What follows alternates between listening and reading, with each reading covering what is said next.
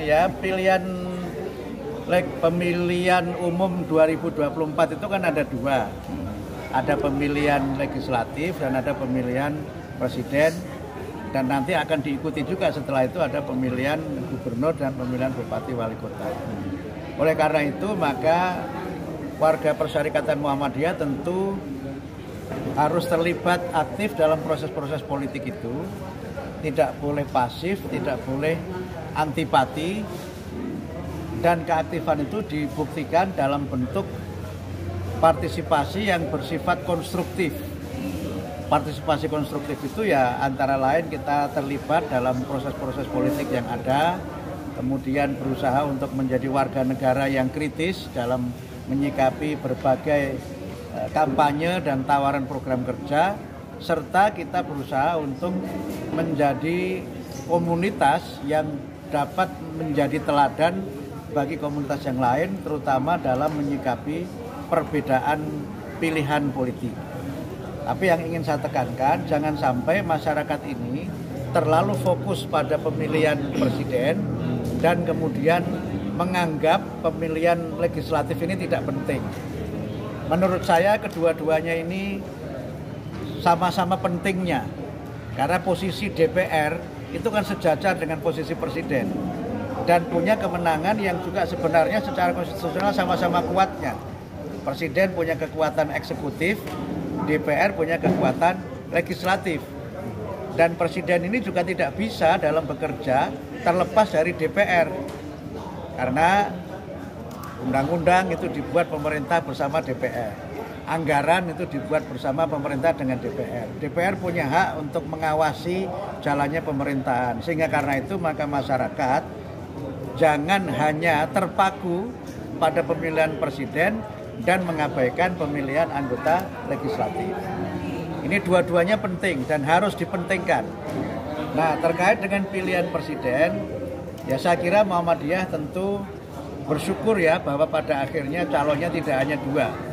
Karena sempat saya mendengar kabar ada upaya-upaya sedemikian rupa supaya calonnya hanya dua. Tapi sekarang 3 calon, bahkan saya idealnya sebenarnya 4, tapi tidak apa-apa lah 3 gitu minimal, dan itu sudah terpenuhi. Kemudian yang kedua tentu Muhammadiyah bersyukur juga bahwa pada akhirnya keraguan banyak pihak akan penundaan pemilu itu tidak terjadi. Sehingga sekarang kita sudah melangkah dengan penuh kepastian dengan segala dinamika yang ada tentu saja bahwa Pilpres dan pilihan legislatif itu berlangsung dengan sebaik-baiknya. Oleh karena itu maka terkait dengan pilihan presiden, Muhammadiyah secara kelembagaan tidak kemana-mana. Tetapi warga Muhammadiyah secara pribadi silahkan bertebaran di mana-mana. Ada yang memberikan usul ke saya, Mas Mukti, supaya Muhammadiyah tidak panas dalam, udah pasang 3 kaki saja. Jadi di semuanya ada. Tapi ini usul yang disampaikan ke saya, tidak tahu nanti keputusan PP bagaimana. Karena tentu saja Muhammadiyah secara kelembagaan memang harus tetap berada pada fitohnya untuk tidak terlibat pada politik praktis.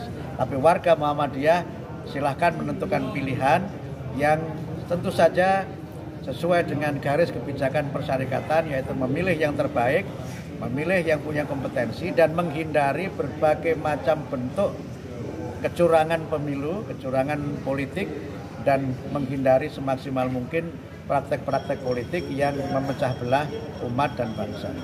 Soal legislatif, tentu saja Muhammadiyah sudah menerbitkan edaran kalau ada pimpinan dan anggota yang menjadi calon tidak perlu mundur, cukup nonaktif saja. Nanti kalau sudah terpilih atau sudah selesai semua rangkaian pemilu, silahkan dia mengambil keputusan tetap bergabung di pimpinan atau memilih untuk berkhidmat sebagai legislatif. Soal partai, Muhammadiyah tidak mengarahkan. Silahkan, bebas partainya. Tapi soal memilih nama, ini pilihan, ini pandangan saya pribadi. Saya memberikan pemikiran kepada warga Persyarikatan Muhammadiyah untuk memilih anggota legislatif dari kalangan pimpinan dan warga persyarikatan. Ya, ini himbauan saya untuk warga Persyarikatan Muhammadiyah. Kalau dalam satu dapil ada lebih dari 1 calon dari Muhammadiyah, dilihat kualitas kekaderannya. Mungkin kader itu ada yang kualitasnya 24 karat. Mas Ating ini 24 karat ini, tapi tidak caleg ini. Ada yang kualitasnya 23 karat. Ada yang hanya kader tapi dia berkarat. Parah maning. Kalau kampanye di lingkungan pendidikan atau Nah, kalau itu sudah ada edarannya bahwa Muhammadiyah secara kelembagaan memang tidak membuka pintu untuk kampanye di lembaga pendidikan, termasuk juga di amal usaha.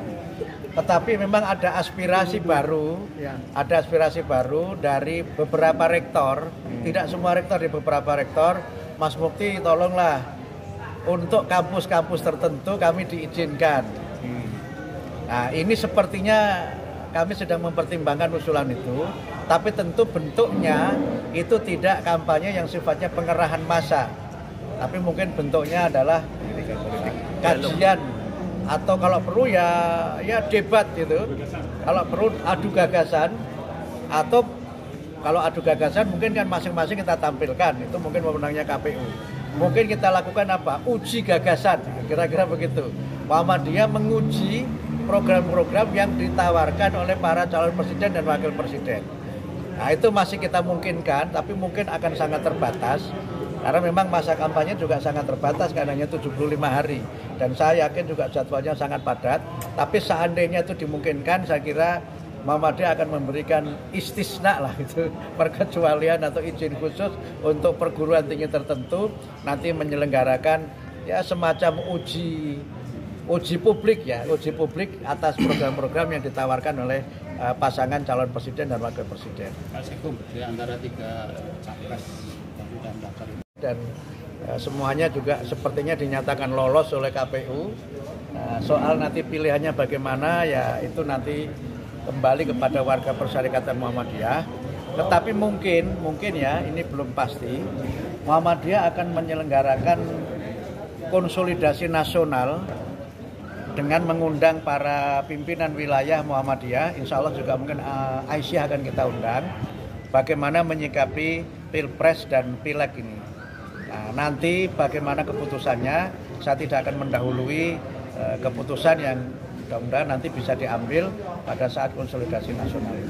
Memang rencananya kami akan menyelenggarakan sidang tanwir, tetapi sepertinya masih terlalu hektik gitu.